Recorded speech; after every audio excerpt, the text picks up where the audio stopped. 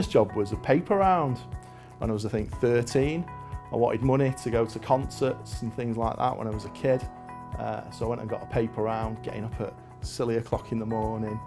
And I had the worst round in the shop because mine was like spread out. I used to have this one particular address I had to go to that was like about a mile away from all the others. And it was just so hard. Occasionally, I will admit that I used to post their paper down the grid on occasion, just because I couldn't be bothered going. But that was my first job. But it was good. It gave me some discipline, got me up early in the morning. Got me working at night as well because I had to go after school. So yeah, you had to sort of graft a little bit. But yeah, Wednesday nights were bad because you had to deliver the Stockport Express and the evening news. So it was double. Oh, it's a killer. So when I was a child, what did I want to be? Probably not a serious job, but I actually did want to be like a rock star. I was massively into music as a kid, massively into heavy metal, still am. Still went to see Iron Maiden last Monday at the arena. My daughter's friends often see me in a mosh pit at a rock concert and go, "That's not your dad, is it?" And it's like, yes it is. So I still do that. So I was in a band when I was younger, and that was the dream. The dream was to be a rock star. But yeah, I probably didn't quite have the dedication to do it. I just fell into accountancy at 16. I got a placement on a YTS that I was on, getting £26 a week, I think, of which my mum took 15. I think I got done there somewhere. And I just got placed at this chartered accountants over in Chorlton. And it was only on a temporary basis for, I think, 4 weeks. But at the end of the 4 weeks, he says, "We want to take you on." So I says, "Oh, that's pretty cool, I'll go for that."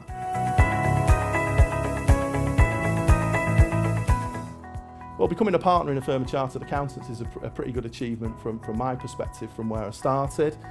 I think, personally speaking as well, what I've done in my career, once my children grew up, I've started to give back. So I gave back by becoming a governor at the local college, at Stockport College, became chamber president for Stockport, and off the back of that we did what was known as the Gander Initiative, which is an initiative where we linked education with businesses.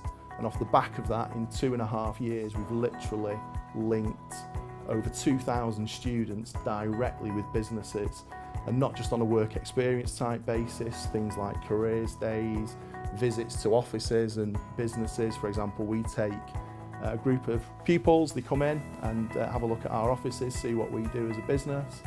And what we try and do is we try via that initiative to encourage people to look at different career paths, because we don't want everybody to be an accountant or a lawyer. Future for our industry, obviously it's going through a lot of changes at the moment with the digital side of things, to not be boring, but yeah, it's all making tax digital, and they're looking at a lot more automation. So obviously a lot of the typical things an accountant would do themselves is being overtaken by software in your accounting packages. So things like data processing, that's really now a thing of the past, because it will do it automatically. Your bank will sync into your accounting system and do all the postings for you. So yeah, that's probably the biggest change. But there's then massive opportunities. The thing for me is, it's not about the numbers necessarily. For me, it's about the discussions with your clients and helping them grow and helping their businesses grow and succeed, and having those discussions. The numbers inform that side of things, but ultimately what you want is, as I say, you want to work with your clients to help them grow, and that to me is always going to be a people-driven process. It's not going to be a computer. A computer can't do that. And to me, as I say, people by people, as I say, you're never going to get away from that. But certainly the digital side of things is always the thing that's going to overtake in our industry at this stage. So best advice to give somebody starting the career is listen.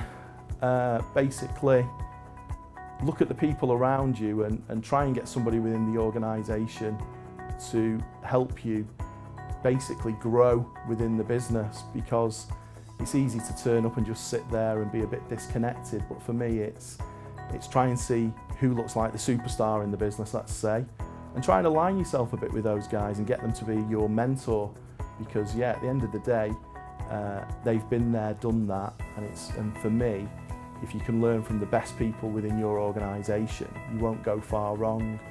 As I say, listening is a big feature.